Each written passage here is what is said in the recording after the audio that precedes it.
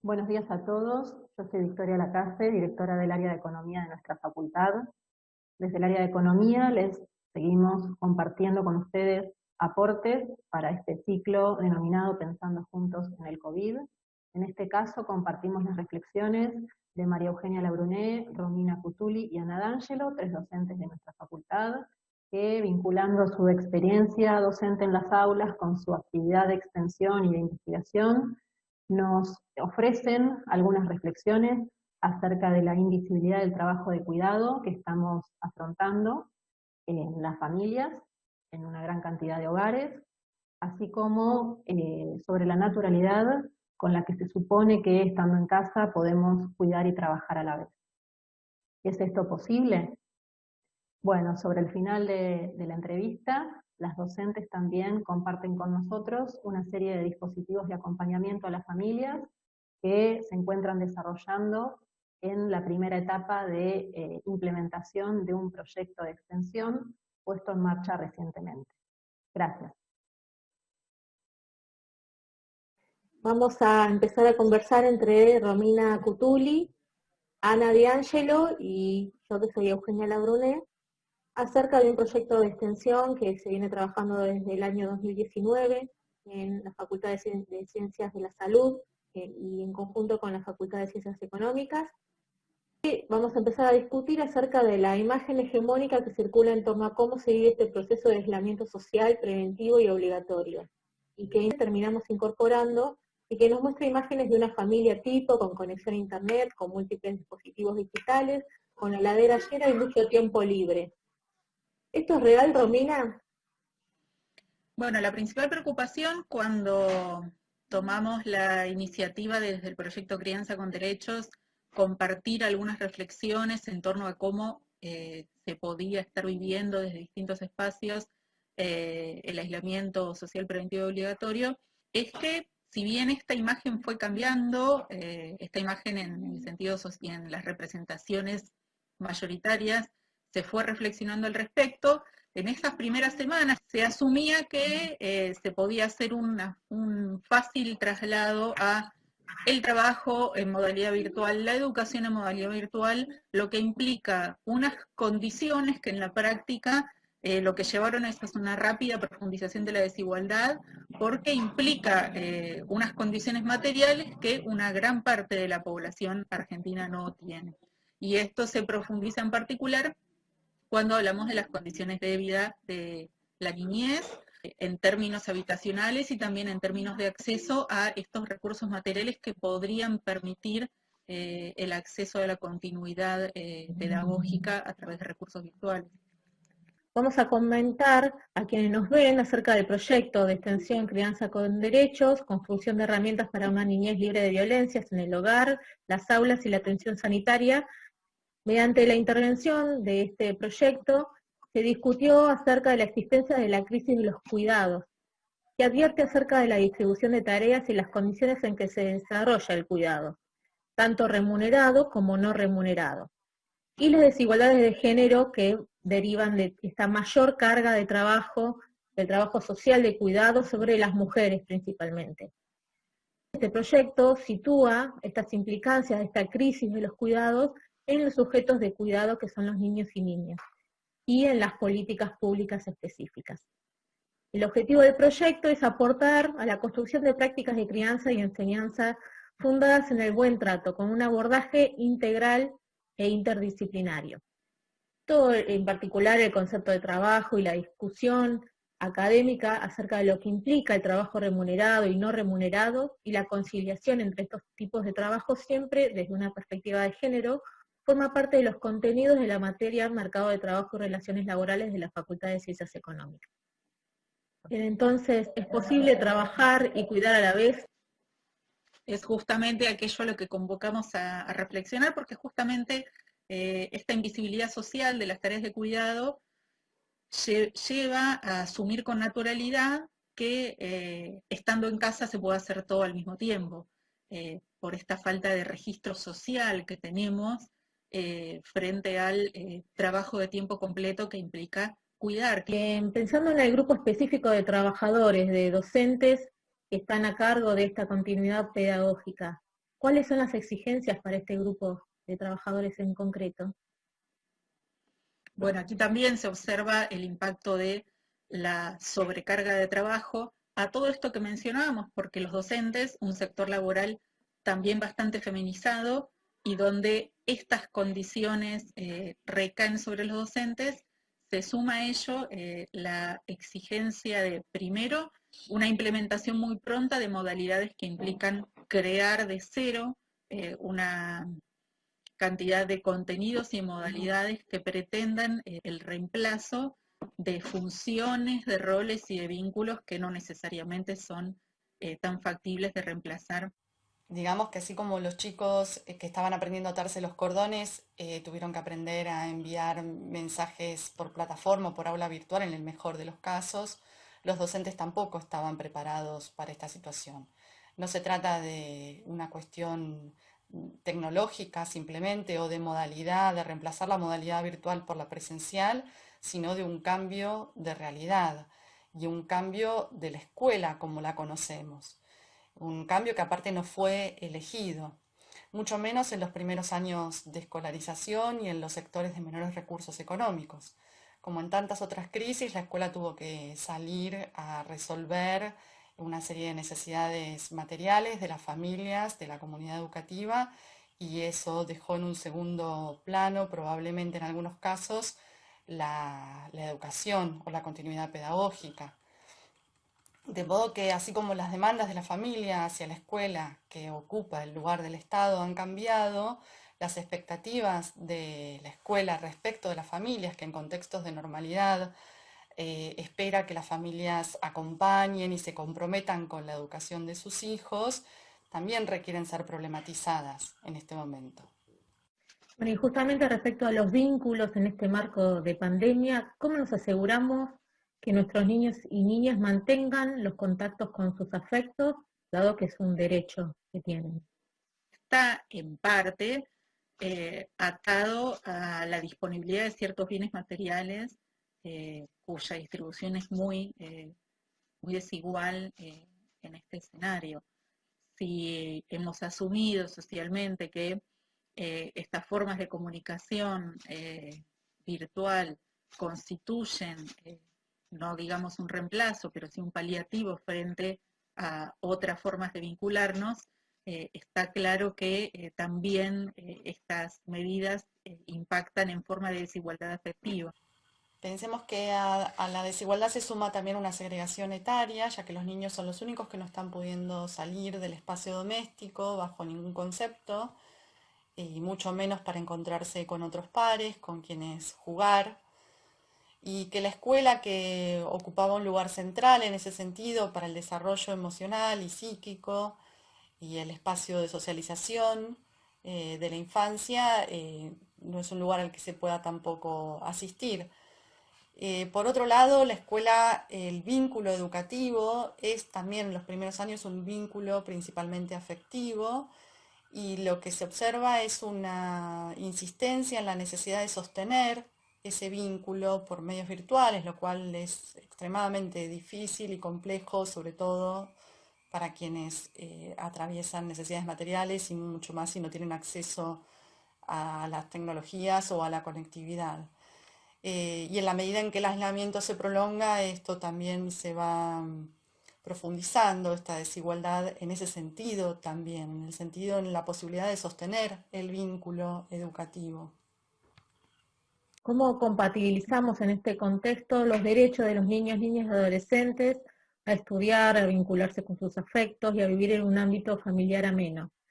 ¿Cuáles son las condiciones que deben darse para poder acompañar a los niños y niñas en la continuidad pedagógica, por decir uno de los derechos? Bueno, el primero es que es fundamental que las instituciones tengan diagnósticos adecuados de las condiciones materiales y afectivas y familiares y laborales en que se están desarrollando estas tareas de continuidad, para que las propuestas que emerjan de las instituciones impliquen efectivamente un sostén afectivo y un acompañamiento, y no una sobrecarga y una sobreexigencia, y sumen angustia en función de desarrollar propuestas que, independientemente de que sean obligatorias o no, al no ser factibles, producen angustia y producen exclusión para los niños y niñas y también para las familias que se sienten en una situación de incumplimiento cuando no están en condiciones, por razones de conectividad, de la obligación de compartir dispositivos, de los horarios. Pensemos que muchos de nosotros como trabajadores resolvíamos en situaciones normales nuestros horarios laborales delegando parte del cuidado en la escuela y tratando de acomodar nuestro trabajo al horario escolar. Ahí hay un choque de incompatibilidades entre las propuestas que no se está planificando, que estamos imaginando que cada uno de los miembros del hogar tiene una modalidad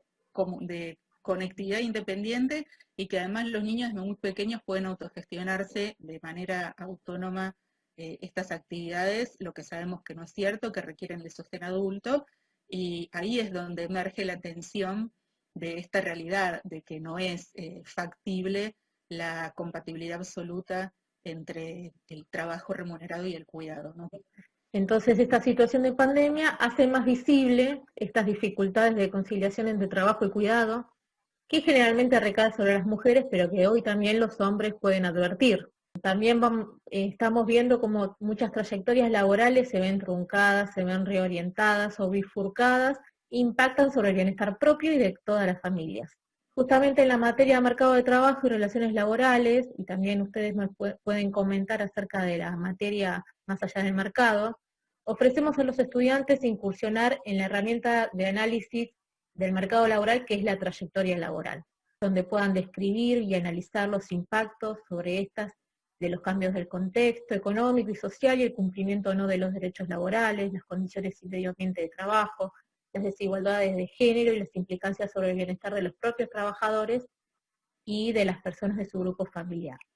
En esta materia, mercado de trabajo, ofrecemos los lineamientos para generar interpretaciones fundadas sobre la realidad de los trabajadores. Y esta situación de pandemia nos invita a profundizar en todas estas cuestiones. Aporto algunas cositas más sobre el mercado de trabajo y después Ana puede contar algo de los lazos entre más allá del mercado y estas cuestiones que estamos abordando en el proyecto de extensión. Hay algunas cuestiones, como vos decías, inevitablemente irrumpe este escenario en todas las trayectorias laborales, en algunas de manera más intensa y violenta por las condiciones de desempleo, pero aún en aquellos que pueden sostener una continuidad laboral, intensidad y el poco tiempo en que fue necesario y es necesario readaptar las condiciones de trabajo, los saberes necesarios para desarrollar esos trabajos implican un parteaguas en las trayectorias laborales de toda la humanidad, de un modo que todavía no tenemos perspectiva para evaluarlo con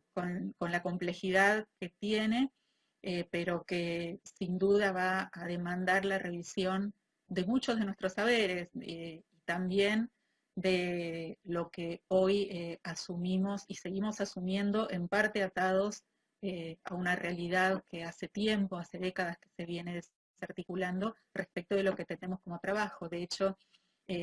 uno de los principales pilares de la noción sobre la que se construyó nuestro concepto moderno de trabajo, que es la separación entre el espacio de trabajo y el espacio de la producción, es algo que hoy en este contexto se encuentra en revisión. Así que sin duda vamos a tener mucho para pensar en el futuro como investigadores sociales en relación con el trabajo y con este escenario. Y bueno, dejo a Ana que cuente un poco cómo pensarlo desde más allá del mercado. Bueno, como el nombre lo indica, lo que abordamos en esa asignatura son aquellas formas de integración económica que aparentan estar fuera del mercado, pero que en realidad están más allá y más acá de él, es decir, están imbrincadas a las lógicas de producción, de distribución y de consumo, y están, como diría Polanyi o Chayanov, desde la antropología económica, subsumidas a las formas de producción capitalista. En ese sentido, la perspectiva de género es muy importante para analizar cuestiones como las del cuidado, que es un trabajo que la mayor parte de las veces no está monetarizado, y experiencias o intentos de evaluarlo de alguna forma, monetarizarlo de alguna manera, como pueden ser la asignación universal por hijo o en el momento actual el ingreso familiar de emergencia, son algunos de los casos que pueden ser analizados desde estas perspectivas. Por otro lado, hay una serie de supuestos implícitos sobre los que se basan estas políticas de asistencia que la mayoría de las veces no contemplan las lógicas de los actores sociales, en este caso las familias, las formas en que acceden e intercambian bienes de consumo que muchas veces suelen darse por fuera del mercado o incluso no mediadas por dinero. Podemos pensar en experiencias que han sido muy famosas en otros momentos de crisis como los trueques. Y en este momento se replica experiencias también de reciprocidad, como las de los comités barriales de emergencia, que son formas de asistir, no desde el Estado, ni mucho menos desde el mercado, a los sectores sociales que más lo necesitan, y son formas de distribución no estatales y son formas de circulación no mercantiles de los bienes, y en este caso de los bienes de subsistencia. Por esas razones, analizar experiencias también de economía solidaria, experiencias de monedas sociales o estudios históricos o antropológicos de otros momentos de crisis social o de otras formas de reciprocidad y de intercambio de otras sociedades son muy útiles para iluminar y permitir pensar algunas de las situaciones que se están dando en este momento, por ejemplo. Bueno, para finalizar, el equipo de extensión, esta vez liderado por Romina y Ana, está desarrollando nuevos dispositivos de acompañamiento a las familias en este marco de pandemia. ¿Nos pueden contar algo sobre esto? Bueno, como contaba Ana, esta intensificación de un rol de la escuela y en particular de la escuela pública, que es para muchas familias y muchos espacios sociales el primer y único rostro visible del Estado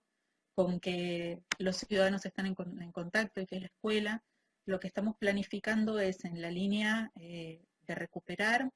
esta función de una continuidad pedagógica que priorice el sostén afectivo, que aporte seguridad en un escenario de incertidumbre, es acompañar a este rol de